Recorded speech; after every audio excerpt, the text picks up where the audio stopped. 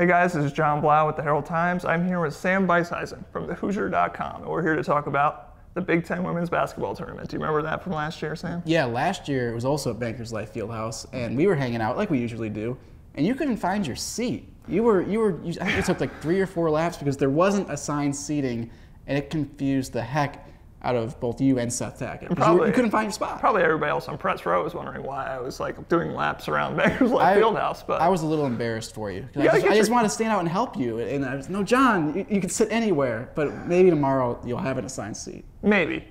It's always good for cardio, though, to get your laps in before you sit down for a while. You strive when you work out before games. Yeah, I also almost took Greg Murray off the air. I accidentally pulled a plug out. It was a disastrous Big Ten tournament almost for me. And then it was for Indiana, too, because then that Indiana team lost to, 12-seeded Northwestern, and that almost ruined their NCAA tournament hopes after having a double bye, which is exactly where they are this year.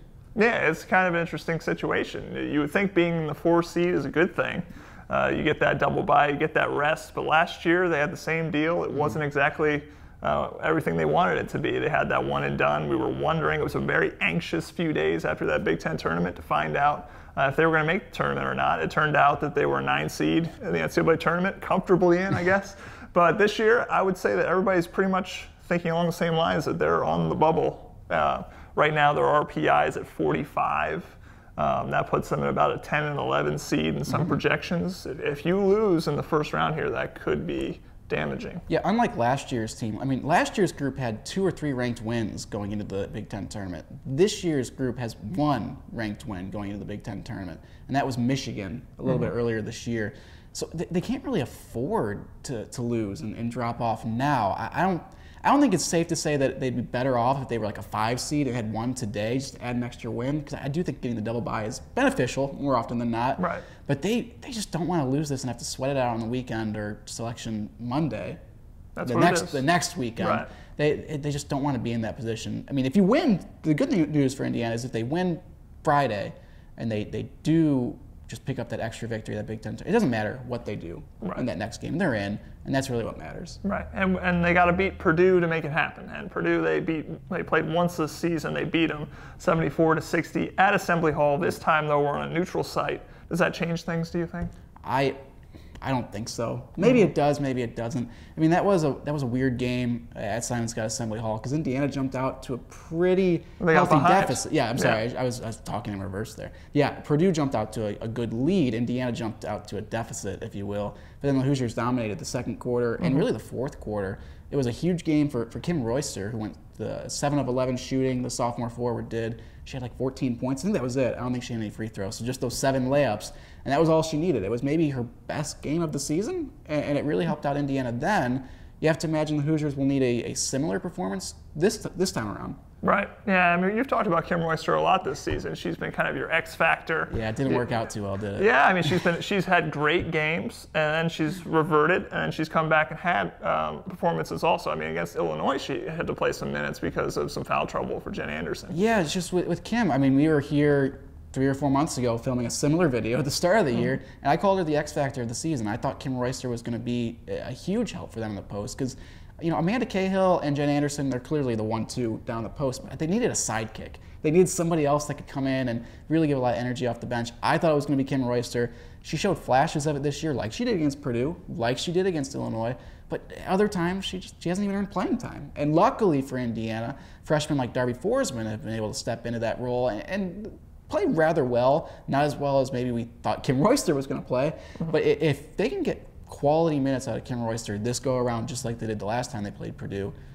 I mean, it's safe to say the Hoosiers would be in really, really, really nice shape picking up this win. Yeah. Another player who's actually been playing well of late, that's Carly McBride. Yeah. She's been hitting her 3-pointers in the last 5 games, I think at about a 40% clip, and when she was earlier in the season hitting at about 28%, that really deprived the Hoosiers of some outside shooting. How much does it benefit you if Carly continues to shoot at that rate, and how important is she for their offense? I think you can go one of two ways. When she's hitting with a little bit of confidence, she's a completely different player. You can see her eyes light up. She's more locked in defensively. I think she wants to be there. But then also, she can kind of fall in love with that three a little too much. I mean, she took 15 three-pointers against Illinois, I think. She made 4 or 5 of them, so good.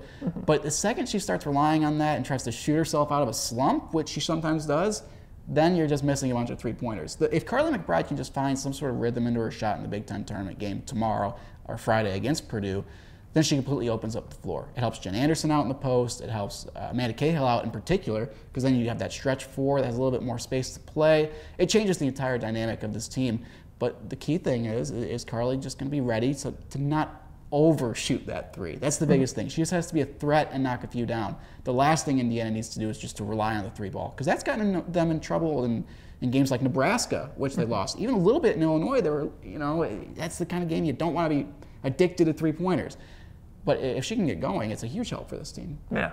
Terry Warren said they've taken a ton of shots this week in practice. They've changed up the practice routine a little bit. Instead of taking 2 consecutive days off like they did last year, they've practiced every other day and kind of worked on some offensive actions of the other team to try to, as those teams have lost, to try to whittle it down into who they're actually playing. So, I mean, thinking of Purdue defensively, what is the major challenge, would you think? I know Ashley Morissetti, I think, would be a big name there. Yeah, it's got to be Ashley Morissetti down there. I mean, the thing about Purdue in particular, these 2 teams know each other well, just because they're both, I mean, it's the rivalry. They know each other. And really it was the same way for Illinois, because they had just played Illinois.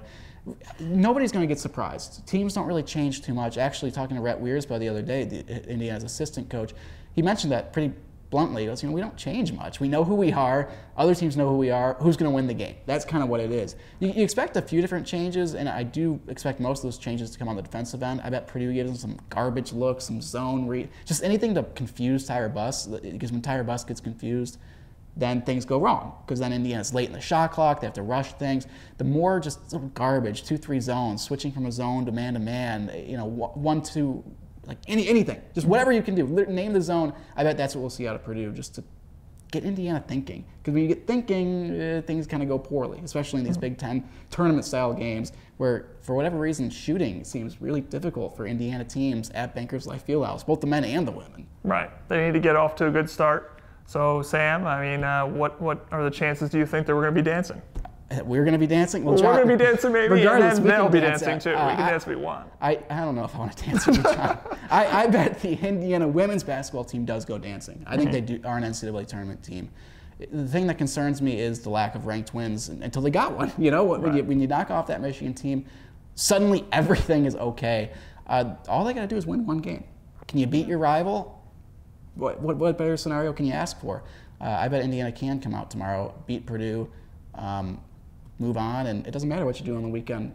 It doesn't, because you're not going to beat Maryland in this conference unless you're maybe Ohio State. It's going to be one of those 2 teams to win it. Right. So if you're Indiana, the best case you can hope for, beat Purdue, fix that NCAA tournament resume, and just wait for your chance to play in later March, the real March, the big tournament. Yeah, that's the one we all want. Yeah, if they win, they would play on Saturday. They would get either Ohio State or Northwestern. And probably Ohio State. No, probably Ohio State, but you never know. Hey, it's March, right? It's Joe McCune. He gets his teams ready to go, so we'll see. We were just talking about that. He did it last year with his 13th or 12th ranked Northwestern. I keep saying 13th. So experienced coach, Nia Coffey, who knows what she can do, but Ohio State's pretty good. All right.